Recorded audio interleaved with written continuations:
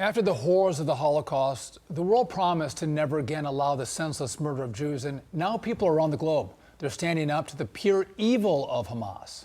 Here now with why supporting Israel at this time is so important, Rabbi Shmuley Boteach. Rabbi Shmuley, great to see you. It is, if you were silent, you were accepting the unacceptable. That was what my parents always taught me. Elie Wiesel, the world's most famous Holocaust survivor, famously said, the opposite of love is not hatred. The opposite of love is indifference.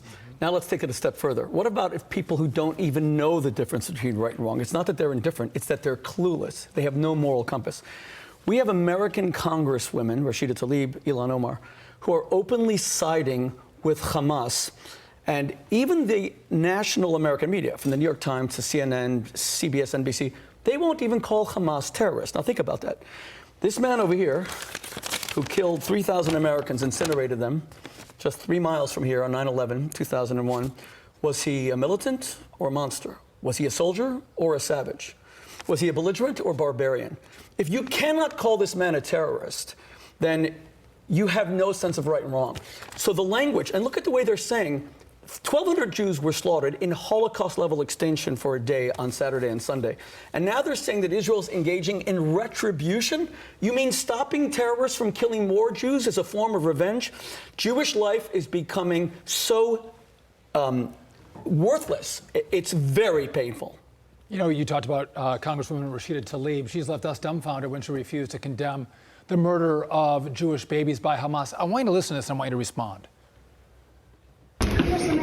Terrorists have cut off babies' heads and burned children alive. Do you support Israel's rights to defend themselves against this brutality?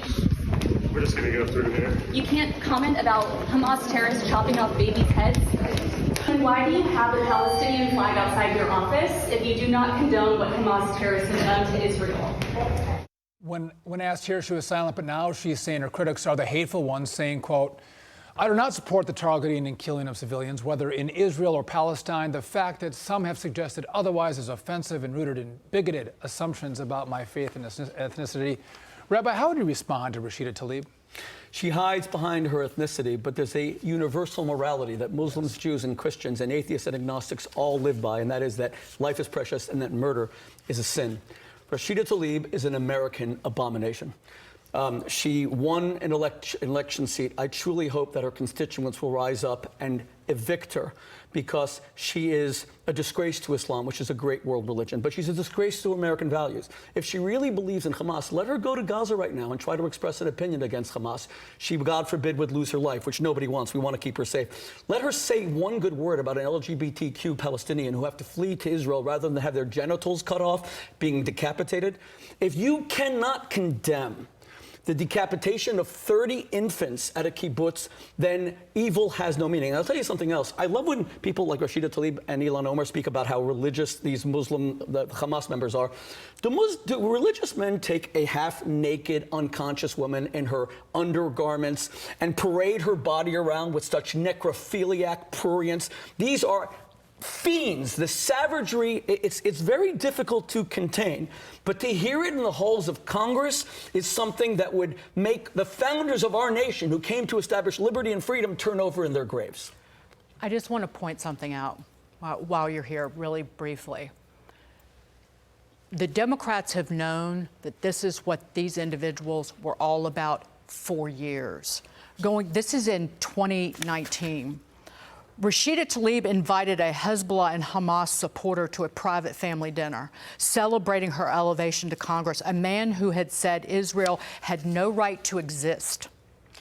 And when she joined Congress, she put that Post-it note on her map and that said Palestine and pointed to Israel.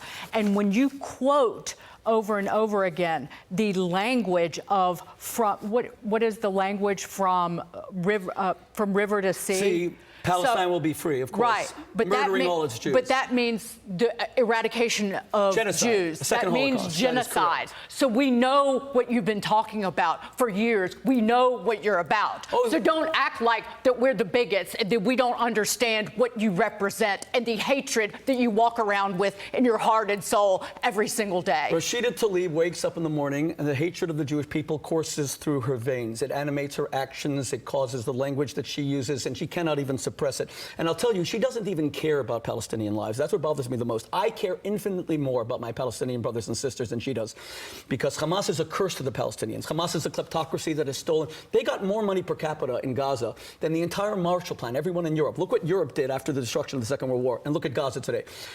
Rashida Tlaib could not give a damn about Palestinian women who are beheaded when they have boyfriends, 16 or 17 years old. She'll never speak up for them because all she cares about is hatred of Jews. She is animated by and I'll tell you one final thing. It's not just Rashida Tlaib and Ilan Omar. You're talking about Tufts University, Harvard University, right 3 miles up from here, Columbia University.